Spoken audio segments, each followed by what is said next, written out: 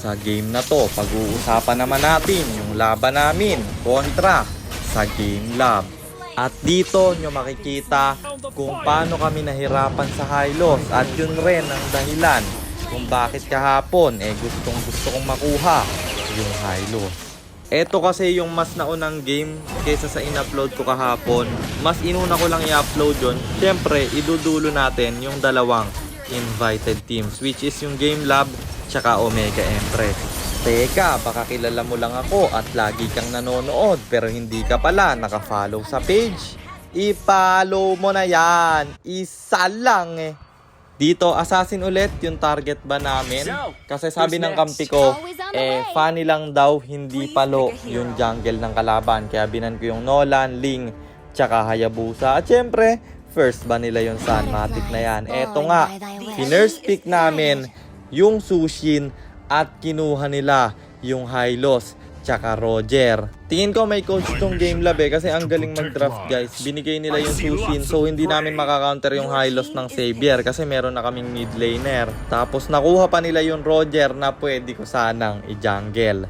Kaya kung sino man ang drafter ng kalaban, shoutout sa iyo idol, ang galing mo at nag-funny sila na hindi namin inaasahan. Kasi nga sabi ng campaign, hindi daw pala mag-funny to. At alam nyo naman na ayaw kong kalaban yung funny na yan.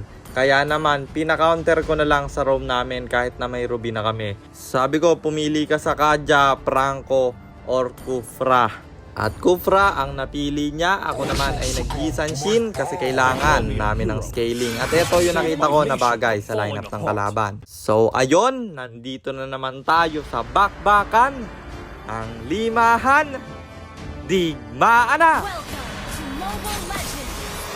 Kung mapapansin nyo dito, level 3 ako kasi nakuha ng kalaban yung dalawang green farm ko sa baba. At sabi ko sa mid lane, akin na muna yung gitna. Magpapa level 4 lang ako. At nung nag 4 ako, iniwan ko na sa Kufra yung dalawang minions. Kaka level 4 ko nga lang pero pagtingin ko sa turtle, low HP na. At tinry ko ang gawin ng ulti pero retrigad yung funny at yung Hylos dito ang lalim. Grabe mang buy time. Napakadaya ng Hylos guys no? Lalo pag early game wala pa kayong pan-damage sa kanya.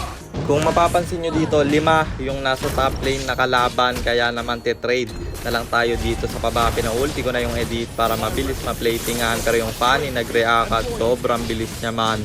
Promes ko yung Kufra pero naka-out pa din siya at kalma na lang muna.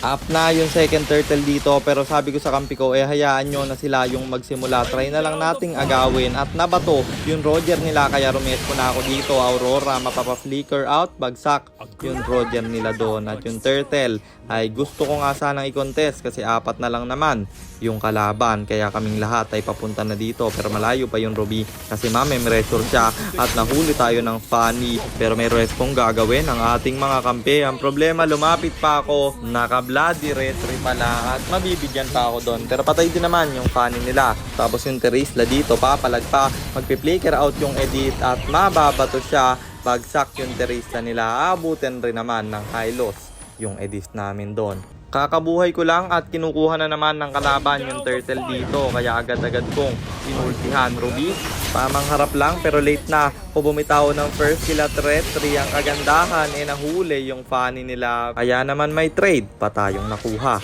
Dito lagi ko naman sinasabi sa kanila na huwag kayong gumawa ng clash. Diba dikit lang yung laban? Tingnan nyo, gumawa sila ng clash dito at kapos pa ako sa item.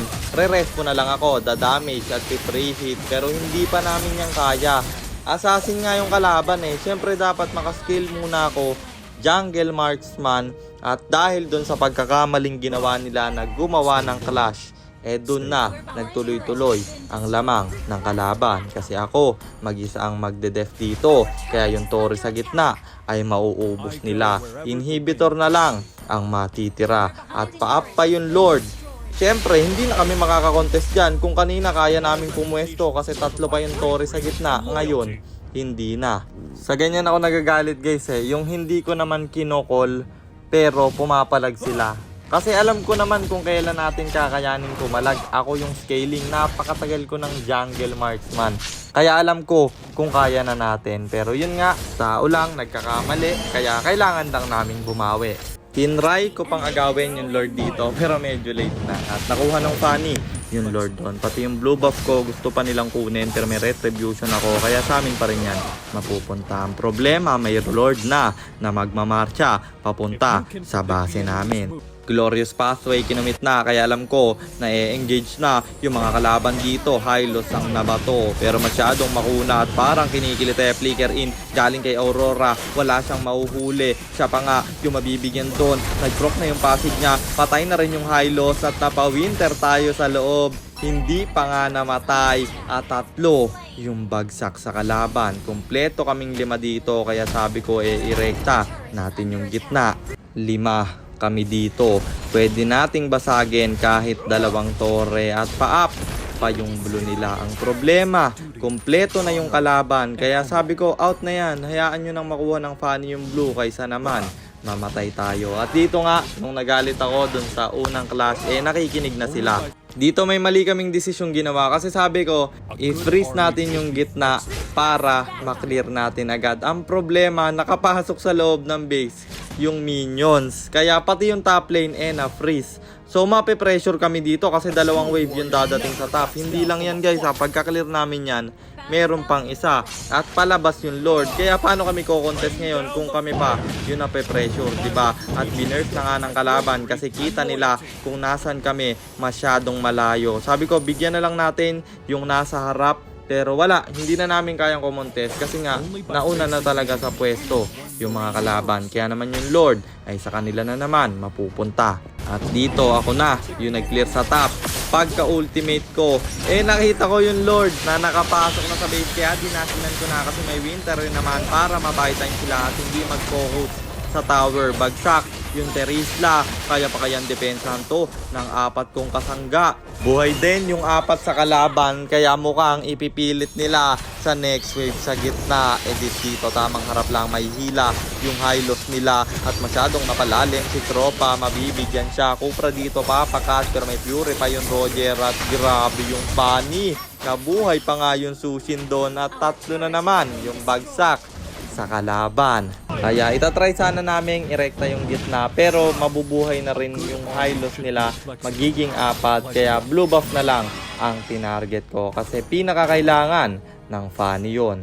Grabe yung pressure na ginagawa sa amin ng Fanny dito kasi napipilitang umuwi yung Ruby at 4 lang kami dito kaya naman papalag yung kalaban. Zinone out na kami at mukhang biniburst na nga yung Lord. Wala kaming magawa, hindi malapitan ng kampe at nakuha lang nila ng madalian yung Lord pre. Dapat contest na yun guys Pero yun nga, yung sinasabi ko sa inyo na talagang ang hirap kalaban ng Hylos man.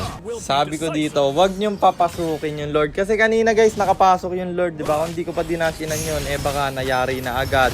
Ang problema, ang hirap talaga kalaban nila kasi napaka-brusko nung Hylos at Terizla. Tinry ko pang bigyan isa-isa.